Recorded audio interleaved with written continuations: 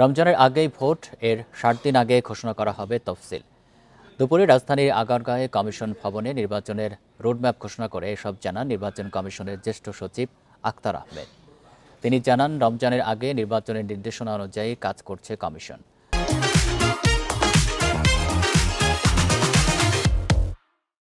জাতীয় ছাড়া অন্য কোনো নির্বাচন নিয়ে ভাবছে না ইসি। বলে, নির্বাচনের রোডম্যাপের অংশ হিসাবে 24টি কর্মপরিকল্পনা নেওয়া হয়েছে। সেপ্টেম্বরের শেষ সপ্তাহ থেকে অংশীজনদের সঙ্গে সংলাপ করবে কমিশন। এবছর আইটি সাপোর্টেড ব্যালট থাকবে, আর ব্যবহার উপযোগী স্বচ্ছ ব্যালট বক্স চূড়ান্ত হবে 30 নভেম্বরের মধ্যে। এবছর প্রবাসীরাও ভোট দেওয়ার সুযোগ পাবেন। এদিকে নির্বাচনের চূড়ান্ত ভোটার তালিকা প্রকাশ হবে 30 নভেম্বর, আর রাজনৈতিক দল নিবন্ধনও চূড়ান্ত হবে সেপ্টেম্বরে। সংসদীয় আসনের সীমানা চূড়ান্ত করে গেজেট প্রকাশ হবে 15 সেপ্টেম্বর, আর জিআইএস ম্যাপ প্রকাশ করবে 30 সেপ্টেম্বর।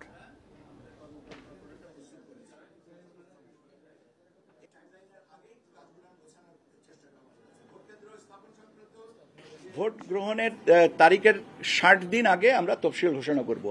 এখন 60 দিন এটা আমি বলতে পারি, কিন্তু ভোট গ্রহণের তারিখটা তো আমি জানি না।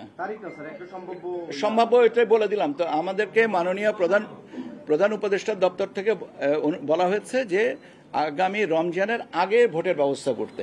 নতুন রাজনৈতিক দলের নিবন্ধনের যে কার্যক্রম আপনারা জানেন যে আমরা মাঠ পর্যায়ে তথ্য যাচাইয়ের জন্য পাঠিয়েছি। কয়েকটা অলরেডি আমরা কিছু কিছু জায়গা থেকে পাচ্ছি এবং এটা চলমান থাকবে, এবং আমরা আশা করছি যে এটা আমরা সেপ্টেম্বরের ভিতরে কমপ্লিট করতে পারবো।